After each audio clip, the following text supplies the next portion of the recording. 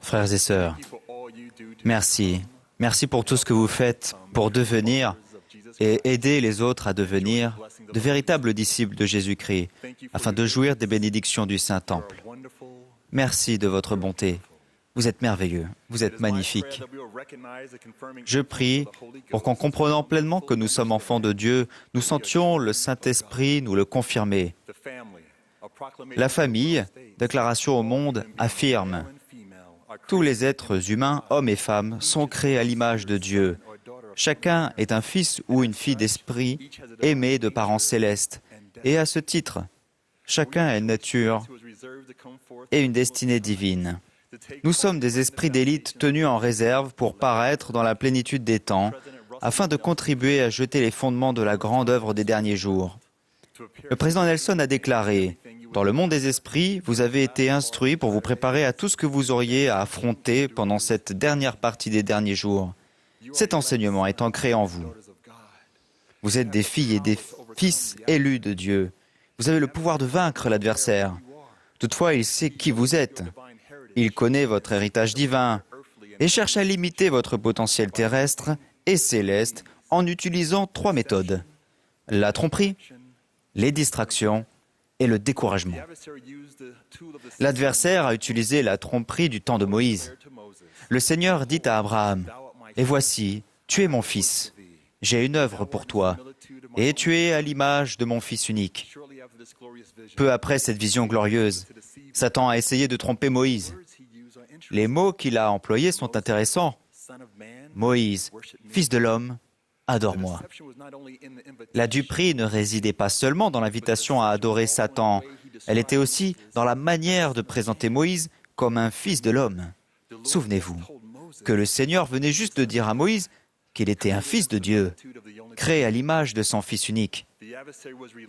Malgré les efforts incessants de l'adversaire pour le tromper, Moïse a résisté, disant « Éloigne-toi de moi, Satan, car je n'adorerai que le seul Dieu qui est le Dieu de gloire. » Moïse s'est rappelé qui il était, un fils de Dieu. Les paroles du Seigneur adressées à Moïse s'appliquent à vous et à moi. Nous sommes créés à l'image même de Dieu, et il a une œuvre à nous faire accomplir. L'adversaire essaye de nous tromper en nous faisant oublier qui nous sommes vraiment. Si nous ne comprenons pas qui nous sommes, alors il est difficile de savoir ce que nous sommes capables de devenir. L'adversaire essaye aussi de nous distraire pour nous détourner du Christ et du chemin des alliances. Ronald Rasbon a dit « Le dessein de l'adversaire est de détourner notre attention des témoignages spirituels, alors que le désir du Seigneur est de nous éclairer, de nous attirer dans son œuvre. » De nos jours, il y a de nombreuses distractions, entre autres Twitter, Facebook, Instagram, les jeux de réalité virtuelle, etc. Ces avancées technologiques sont stupéfiantes, mais si nous ne faisons pas attention, elles peuvent nous détourner de notre potentiel divin. Leur utilisation convenable peut ouvrir la porte au pouvoir des cieux et nous permettre d'être témoins de miracles dans nos efforts pour rassembler Israël dispersé des 2 côtés du voile. Soyons vigilants et non désinvoltes dans notre utilisation de la technologie. Cherchez continuellement des manières d'utiliser la technologie pour nous rapprocher du Sauveur et pour accomplir son œuvre en nous préparant pour sa seconde venue. Enfin, l'adversaire souhaite que nous soyons découragés. Nous pouvons l'être lorsque nous nous comparons aux autres ou que nous ne pensons pas être à la hauteur, notamment de nos propres attentes. Lorsque j'ai commencé mon doctorat, j'étais découragé.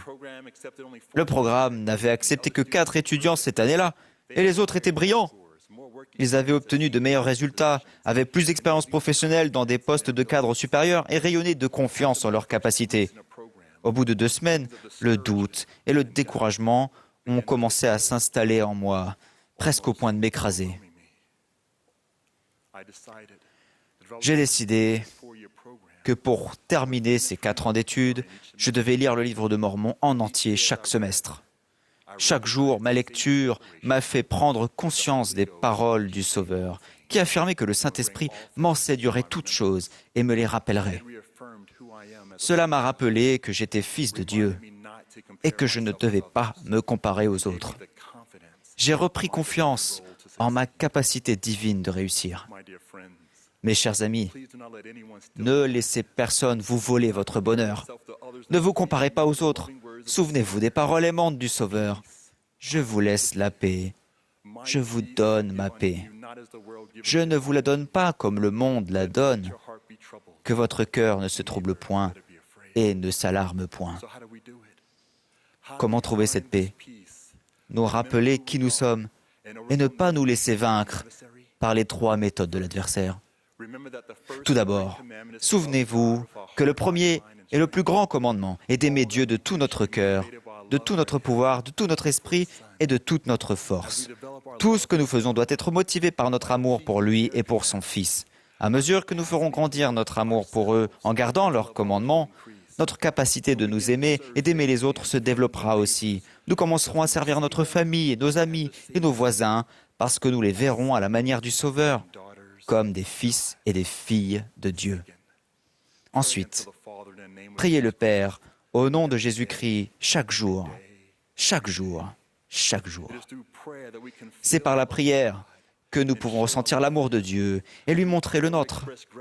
Par la prière, nous exprimons notre reconnaissance, demandons la force et le courage de soumettre notre volonté à la sienne et sommes guidés en toutes choses.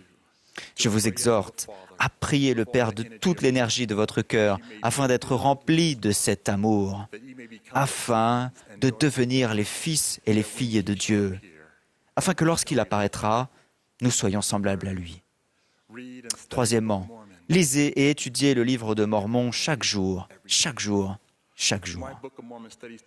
Mon étude du livre de Mormon est plus enrichissante lorsque je lis en ayant une question à l'esprit.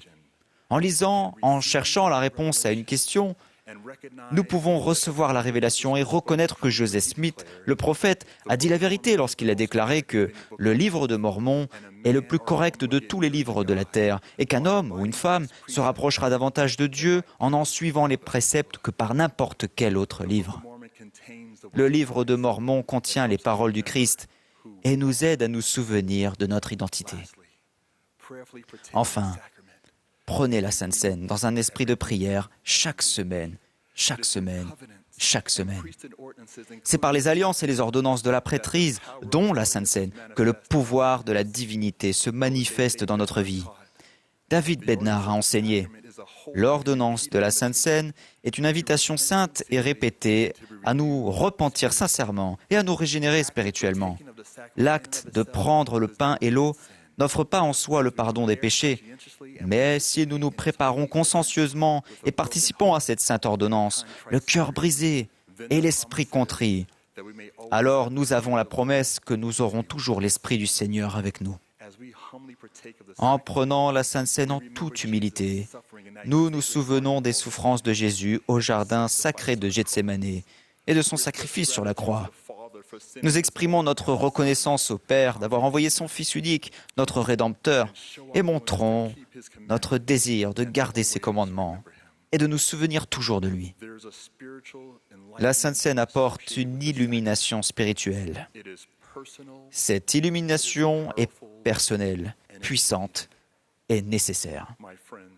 Mes amis, je vous promets, qu'en nous efforçant d'aimer Dieu de tout notre cœur, de prier au nom de Jésus-Christ, d'étudier le livre de Mormon et de prendre la Sainte Seine, dans un esprit de prière, nous aurons la capacité, avec l'aide du Seigneur, de vaincre les pratiques trompeuses de l'adversaire, de limiter les distractions qui nous détournent de notre potentiel divin et de résister au découragement qui réduit notre capacité de ressentir l'amour de notre Père céleste et de son Fils. Nous comprendrons alors pleinement que nous sommes des fils et des filles de Dieu. Frères et sœurs, je vous aime.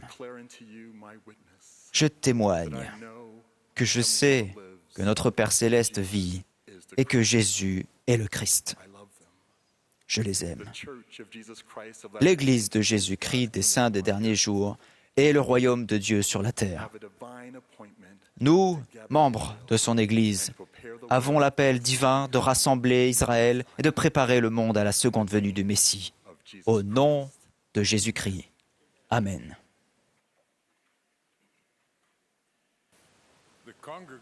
Le chœur